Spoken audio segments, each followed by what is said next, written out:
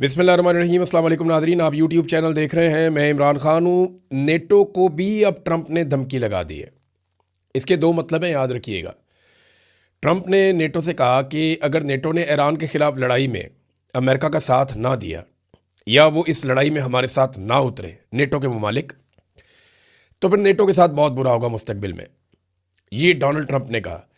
यानी ये साफ धमकी है कि कल को अगर किसी और मुल्क के ऊपर या जो नेटो के ममालिक मेंबर हैं उनके ऊपर कोई अटैक करता है तो फिर अमेरिका जोर नहीं लगाएगा। एक तो मतलब ये है।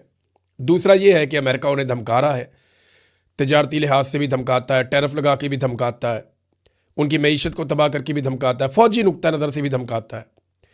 तो एक तो बात यह भी है कि अमेरिका शायद उन्हें धमका रहा है। नेटो को धमकी लगाने का रीज़न क्या है? दो वजूहात हैं। नंबर एक, डोनाल्ड ट्रंप अगर मदद मांग रहा है नेटो के ममालिक से तो इसका मतलब है कि ईरान डोनाल्ड ट्रंप के काबू नहीं आया। साथ ही बात यह है ना, जब दो लोग लड़ रहे हो आपस में और एक आदमी मदद के लिए पुकारे कि आओ मेरी मदद करो, तो इसका मतलब क्या है कि जो दूसरा शख्स है वो उसके काबू नहीं आ रहा। अगर इस वक्त अमेरिका को नेटो की ज़रूरत है तो फिर इसका सादा मतलब यह है कि ईरान अमेरिका के कंट्रोल से बाहर है। इसराइल और अमेरिका मिलकर अपने सारे वसाइल लगाकर ईरान का मुकाबला नहीं कर पा रहे और उन्हें बहुत सारे और मुल्क चाहिए। नंबर एक। इसका एक और मतलब भी है और वो सादा मतलब ये है कि नेटो भी अब डोनाल्ड ट्रंप के कंट्रोल में नहीं है। नेटो जो हमेशा से अमेरिका की जेब में पड़ा हुआ था, उसकी मुट्ठी में बंद रहता है नेटो हमेशा, तो अब नेटो के ममालिक घास नहीं डाल रहे। हत्ता कि अमेरिका के साथ बड़े अच्छे ताल्लुकात जिन ममालिक के हैं, अमेरिका ने 5 बड़े मुल्कों को आवाज़ दी, नाम लेकर उनसे मदद मांगी। चाइना से, जापान से, साउथ कोरिया से, फिर उन्होंने बरतानिया से और फ्रांस से मदद मांगी। लेकिन इन तमाम मुल्कों में से किसी एक ने भी हामी नहीं भरी कि वो अमेरिका के साथ मदद करने के लिए आ रहे हैं। वजह क्या है? डोनाल्ड ट्रंप तो एक तरह से टके टोकरी हो गए और उन्होंने अमेरिकी सदर का ओहदा भी टके टोकरी कर दिया है। वजह सादी है कि लोग अब एतबार नहीं करते अमेरिका के ऊपर जैसे पहले एतबार करते थे। लेकिन इसके बावजूद कुछ खबरें ऐसी आ रही हैं कि एक कोई इत्तेहाद बनाने की कोशिश की जा रही है और कोई ऐसा बेड़ा तैयार करने की कोशिश की जा रही है जो मशरिक़ वस्ता के अंदर पानियों में जाएगा और जाकर इस बात को यकीनी बनाएगा कि जो आलमी रास्ते हैं तजारत के वो खुले रहें। लेकिन मामला ये है कि जब तक मकामी ममालिक इसके अंदर शामिल नहीं होंगे तब तक कामयाबी नहीं मिलेगी। और ईरान के मसाइल तो मौजूद हैं। यानी बड़ा अजीबोगरीब किस्म का एक दावा अभी पासदारान इनकलाब ने किया। ईरान की जो फोर्स है बहुत ही अजीब, मुझे इस वक्त तो बहुत अजीब लगा। लड़ाई को लगभग 2.5 हफ्ते हो गए, 15-16 दिन हो गए लड़ाई चल रही है। आज 16 तारीख है, 28 तारीख को ये लड़ाई शुरू हुई थी। एक दिन आप वो डाल लें, 16 ये डाल लें आप, तो 2.5 हफ्ते हो गए लड़ाई चल रही है। और 2.5 हफ्तों के बाद ईरान ये कहता है कि हमने अब तक जितने मिसाइल और हथियार इस्तेमाल किए हैं ये आज से 10 साल से पुराने हैं।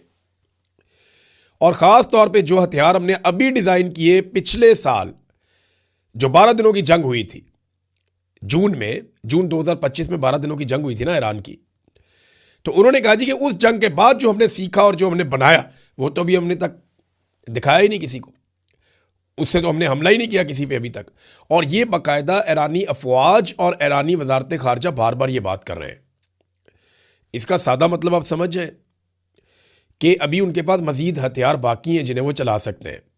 बहरहाल ये किस किस्म का एक इत्तेहाद बनाएंगे अमेरिकन, और ये क्या जंगबंदी के बाद काम आएगा, जंगबंदी से पहले आएगा? मुझे ऐसा लगता है कि ईरान के पास फेस सेविंग के लिए बहुत कुछ होगा एंड ऑफ द डे। बेशक आयतुल्लाह अली खामनाई जो है वो शहीद हो गए हैं, लेकिन उनका बेटा आ गया, वो उसी तरह है। बेशक ईरान के अंदर जो है वो रजीम चेंज करने की कोशिश की गई, उनको बहुत ज़्यादा इंफ्रास्ट्रक्चर को नुकसान पहुँचाया गया, लेकिन ईरान कंपनसेट हो सकता है अगर उसके ऊपर से सिर्फ पाबंदियाँ उठा दें। ईरान में ना ये कैपेसिटी बहुत है अपनी इकॉनमी खड़ी करने की। अरब ममालिक की तरह उसके पास भी तेल है और उसके पास बड़ी ज़बरदस्त लेबर भी है और 9 करोड़ लोग भी हैं, आबादी भी ठीक ठाक है। तो ईरान अपने आप को वापस खड़ा कर सकता है इस सूरत में कि उसके ऊपर से पाबंदियाँ हट जाएं। मुझे नहीं लगता कि ईरान को फेस सेविंग के बगैर इस लड़ाई को ख़त्म किया जा सकेगा। और उसके पास अभी भी वो मवाद मौजूद है जिसको आप एटमी मवाद कहते हैं।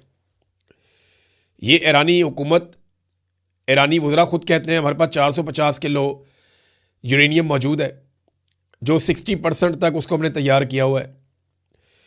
और जो बैनुल-अक़वामी तख़मीने वो ये कहते हैं कि 10 दिन अगर ईरान और काम करे तो वो एटमी धमाका कर सकता है, एटमी तजुर्बा कर सकता है। ये आलमी सतह पे मानी हुई एक हकीकत है। अब जब ईरानी हुकूमत से वज़ीर ख़ारजा से ये पूछा गया बैनुल अक़वामी मीडिया की जानिब से, जनाब वो यूरेनियम किधर है, तो उन्होंने कहा जी वो तो अमेरिका ने बम मारे, वो ज़मीन के नीचे दब गई है कहीं पे। कितना आसान कर दिया डोनाल्ड ट्रंप ने उनके लिए। ये B-52 बॉम्बर्स लेकर आए थे पिछली मरतबा जून में, डोनाल्ड ट्रंप ने बमबारी की और ये कहा कि जनाब हमने यूरेनियम का जो ज़ख़ीरा है जहाँ पे इनका है वो हमने सारे बंकर तबाह कर दिए और सारी सुरंगें बंद कर दी हैं। तो उन्होंने भी यही कहा ईरान ने, उन्होंने कहा जी बिल्कुल वो ऐसे ही ठीक कह रहे थे डोनाल्ड ट्रंप की खाते डाल दिया कि इन्होंने बमबारी की, वो नीचे दब गया। ये अब ईरान ने कह दिया। इससे पहले याद रखिएगा कि पुतिन ने एक ऑफ़र की थी डोनाल्ड ट्रंप को कि मैं ये जो एटमी मवाद मौजूद है ईरान के अंदर, ये मैं अपने मुल्क में ले जाता हूँ, यूरेनियम वहाँ ले जाता हूँ और चीज़ें कंट्रोल हो जाएंगी, लेकिन अमेरिका ने इसे मुस्तरद कर दिया था। अब नाज़रीन, अमेरिका की बात मानी नहीं जा रही और दूसरी जानिब ईरान अटैक पे अटैक कर रहा है। ईरान ने 50 से ज़्यादा हमले कर दिए हैं इसराइल के ऊपर, यानी 54-55 लहरें उनकी मिसाइलों की जा चुकी हैं। जबकि जो इसराइल के अंदर से एक रिपोर्ट आई है ना, वो बड़ी खौफनाक है। वो रिपोर्ट ये बताती है कि गुज़िश्ता 24-36 घंटों में बहुत ज़्यादा अटैक हुआ, यानी हफ्ते की रात लगभग 12 बजे के बाद से लेकर एतवार की रात तक की जो रिपोर्ट है वो ये बताती है कि हर 90 मिनट के बाद ईरान ने मिसाइल दागे हैं, एक नई लहर दागी है इसराइल के ऊपर और उन्होंने बड़ी तबाही फेरी है इसराइल के अंदर। ख़ास तौर पे जो क्लस्टर बम है उन्होंने जगह जगह पे आग लगाई हुई है और बहुत सारे एरियाज़ को तबाह किया है। ये इसराइली चैनल 12 के मुताबिक गुज़िश्ता रात हफ्ते की रात से लेकर एतवार की रात तक हर 90 मिनट के बाद बमबारी हुई है, ये इसराइली चैनल कह रहा है। और वो ये कह रहे हैं कि लगातार ये बमबारी हो रही है, इस बमबारी को नहीं रोका जा रहा। जबकि दूसरी जानिब ईरान ने एक और धमकी भी दी है, बल्कि एक वार्निंग दी है और कुछ इलाके खाली करने के लिए कहा है। ईरान ने कुछ तस्वीर और सबूत पेश किए हैं कि ईरान के ऊपर जो अटैक हो रहे हैं वो खलीजी ममालिक में अमरीकी अड्डों से हो रहे हैं, लिहाजा इसलिए यहाँ पे अड्डों में जवाबी हमला करना ज़रूरी है।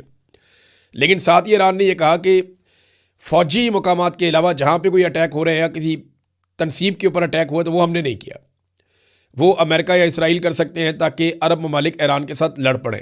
लेकिन अरब ममालिक ने कमाल सब्र का मुजाहरा किया है और उन्होंने इस लड़ाई से जितना हो सका वो उन्होंने गुरेज किया है। एक और बड़ी खबर यह है कि ईरान में लगभग 500 के करीब जासूस पकड़े गए हैं। बहुत सारे गद्दार पहले भी थे ईरान में, अभी भी बहुत सारे गद्दार हैं। ये प्रॉब्लम रहती है गरीब मुल्कों के अंदर, वहाँ पे गद्दार बड़े आराम से मिल जाते हैं। तो यहाँ पे ईरान में जो गद्दार मिले हैं वो 500 के करीब बताए गए हैं। और ये खबर दी है पुलिस चीफ ने। उन्होंने एतवार वाले दिन बताया कि अमेरिका और इसराइल की फ़िज़ाई बमबारी के दौरान दुश्मनों को मालूमात फराहम करने के इल्ज़ाम में 500 अफराद को गिरफ़्तार किया गया है। इनमें लगभग आधे अफराद वो हैं जो सरकारी ओहदों के ऊपर बैठे हुए थे और गिरफ़्तार किए गए बाद मुश्तबा अफराद पर मुबैना तौर पर हमलों के अहदाफ की निशानदही या हमलों के मकामात की फ़िल्मबंदी के फुटेज दुश्मनों तक पहुँचाने के इल्ज़ामात भी हैं। ईरान ने दुबई और दोहा के हवाले से कुछ वार्निंग जारी की है और कुछ इलाकों की निशानदही की है। इस निशानदही में ईरान ने कहा है कि जनाब यहाँ से जो मकामी लोग हैं वो निकल जाएं, क्योंकि उनकी इत्तला के मुताबिक यहाँ पे अमरीकी फ़ौजी छुपे हुए हैं और वो अमरीकी फ़ौजियों पे अटैक करना चाहते हैं। अब वहाँ खलबली मच गई है, लोग वहाँ पे आपको पता है कि उजलत के अंदर निकलेंगे। जब इस किस्म की वार्निंग जारी की जाएगी तो ऐसे ही होगा। फिर अमेरिका की फ्रस्ट्रेशन का अंदाज़ा आप यहाँ से भी लगा सकते हैं कि ना सिर्फ डोनाल्ड ट्रंप आलमी सतह पे गुस्सा कर रहे हैं, कभी नेटो के ऊपर, कभी किसी और मुल्क के ऊपर, कभी किसी और पे चढ़ाई कर रहे हैं, बहुत उजलत में हैं और बहुत घबराहट का शिकार हैं। डोनाल्ड ट्रंप की फ्रस्ट्रेशन ख़त्म नहीं हो रही। उसने एक काम किया था मकबूलियत के लिए, वो उल्टा पड़ गया उन्हें। अमेरिका के अंदर भी मीडिया पे चढ़ाई कर दी है पीट हेग्सेट में, और उसने जो है वो अमेरिकी मीडिया को लताड़ के रख दिया। उसने कहा जी आपको डोनाल्ड ट्रंप से दुश्मनी है, आप डोनाल्ड ट्रंप से नफरत करते हैं और डोनाल्ड ट्रंप से नफरत जो है वो आपके डीएनए में, आपके खून में है। कोई भी सदर अमेरिका का ऐसी कामयाबियों का ख्वाब भी नहीं देख सकता था जो डोनाल्ड ट्रंप ने कर दिखाया है। और उसके बाद कहा जी आप अधूरा सच दिखाते हैं, आप घुमा फिरा कर मालूमात वो देते हैं जिससे नुकसान होता है, आप अवामी राय को ख़राब कर रहे हैं। 36 घंटे तक एयरफोर्स का जहाज़ उड़ाना कितना मुश्किल है, कभी आपने इसके ऊपर रिपोर्टिंग की है? कभी आप इसके ऊपर स्टोरीज कर रहे हैं? आप अवामी राय को ख़राब कर रहे हैं। ट्रंप से नफरत इसकी वजह है, यानी आप हमारे कारनामे बताएं ना दुनिया को। ये जैसे पाकिस्तान में होता है, हर फौज की यही नीयत होती है, हर फौज यही